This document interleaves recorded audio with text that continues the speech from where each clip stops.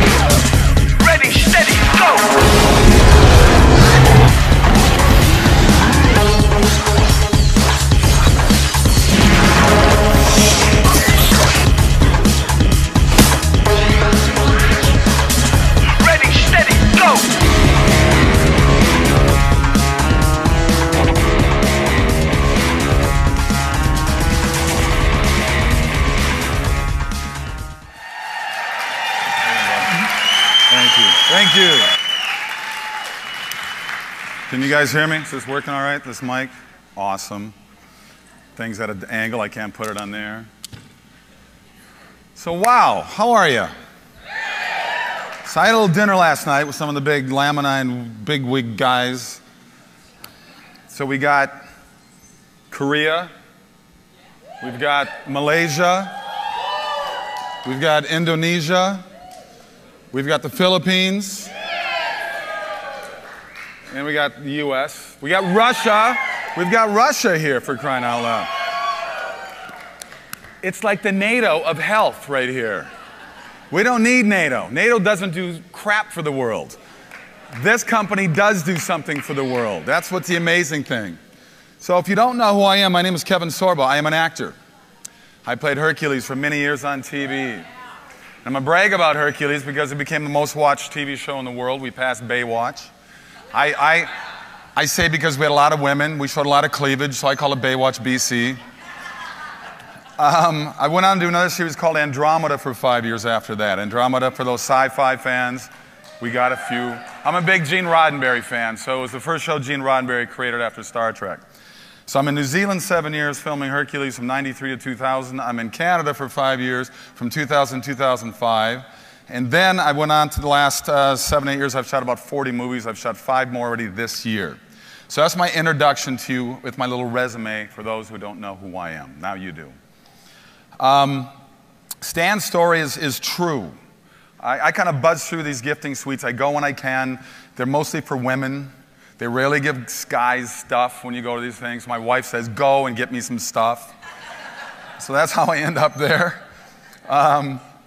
The coolest thing, I think, I got to backtrack a little bit. The coolest thing I ever did, I was at a Super Bowl gifting suite years ago in Arizona.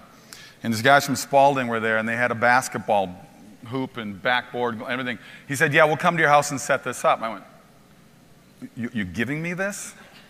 And he said, yes, I'm giving you that. And I was like blown. I have it. I've had it for 6 years. I use it all the time. So it was like, for me, that was the coolest gift. But I'm going to backtrack now to why Laminine is important to my life and how this whole meeting with Stan took place. A lot of people didn't know what was going on with my story until recently. I have a book that just came out. Well, it came out 2 years ago. It is called True Strength, and somebody just held it up right now. Thank you. And thank you. I wish I didn't have to write the book, and I'll tell you why. It was the last 3 months of the 5th year of Hercules.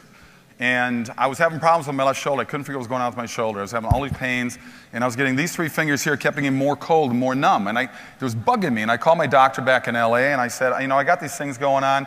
He said, well, have you hit your elbow funny bone lately? And I said, you know, I hit it every day. I'm doing 3 fight scenes every episode. We're beating each other up all the time. So he said, you probably smashed your ulnar nerve. Don't pay attention to it. So I just kind of blew it off. And as I did with a lot of bumps and bruises I got on the show. So I get back to LA. I was doing press on, we finished season 5. I come back to Los Angeles. I was doing press on a movie I did called Kull the Conqueror, which is a prequel to Conan the Barbarian. So I was in New York doing Letterman. I was all different places. And while I was up in Boston doing some press, it got so bad with my shoulder, I called my doctor again. I called the studio, actually, Universal Studios. I said, we're going to send a doctor to your room to check you out. Doctor comes up to my room.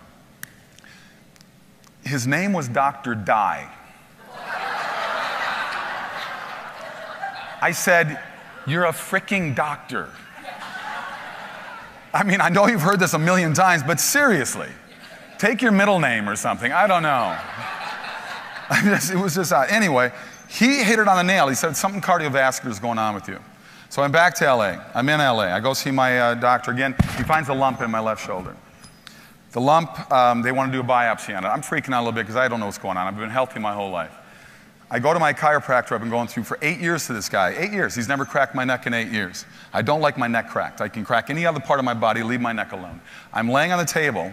He says to me, yeah, you got something going on here. He's working my shoulder. A voice inside my head says, don't let him crack your neck. I opened my eyes and said, what did you say? He said, I didn't say anything.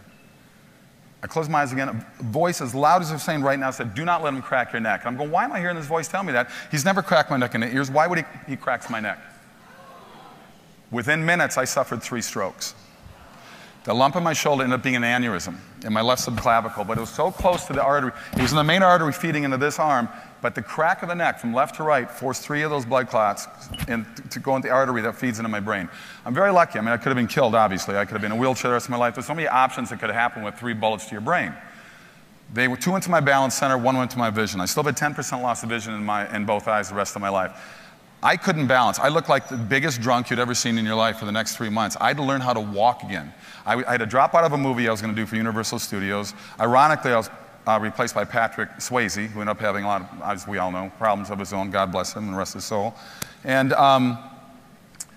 I spent about 3 solid years trying to get better. I went back to New Zealand 4 months later.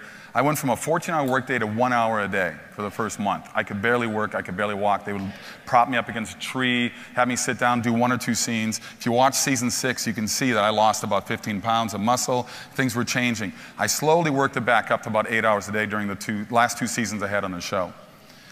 So, the number of issues that I had going on inside my head, I was suffering vertigo. I was having panic anxiety attacks. I was having the sensation that I was falling backwards 24 hours a day. Didn't matter if I was laying down in bed, seated, standing, I was falling backwards. I had to deal with this stuff every single day. The first 2 years were by far the most brutal. The first year in Andromeda was still touch and go, but I made leaps and bounds with my progression then. But one thing that I had that was the biggest problem for me was my sleep. I couldn't get sleep.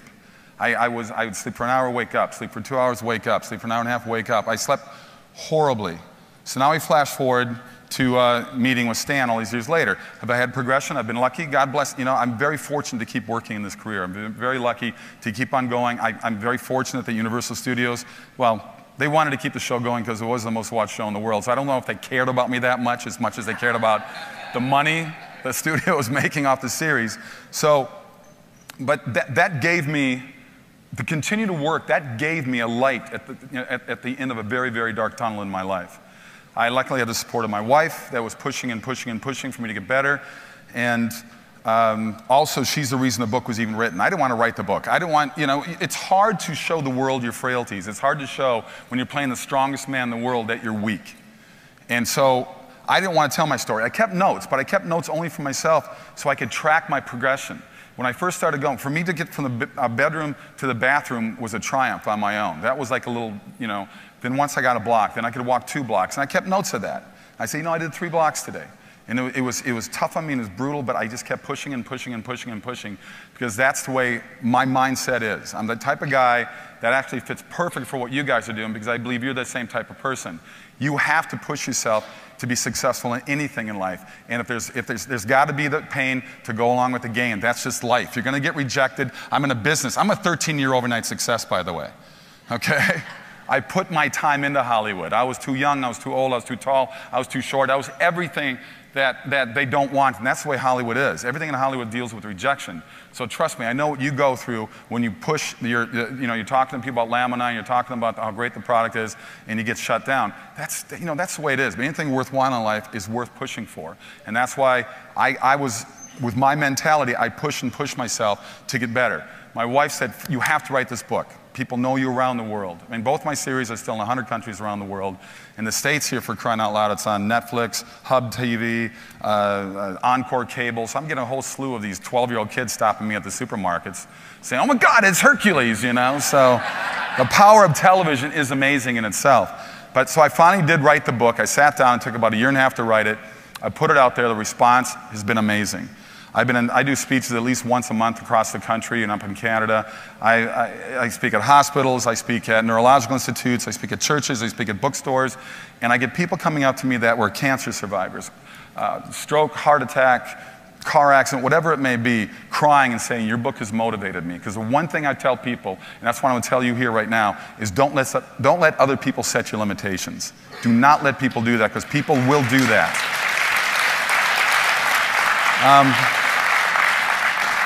So yes, I did meet Stan, and Stan said, you're tall, you're an actor who's tall. I said, yes, I know, it's a strange combination, but it does happen. And he told me about the product, and I was very fascinated by the product. I'm not a guy, I don't like taking drugs. You know, you watch these commercials on TV, why would anybody? Good Lord. The 480 things that the voiceover guy goes through, rectal bleeding, ear explosions, I mean, you're like going, sign me up. I want to do that right now.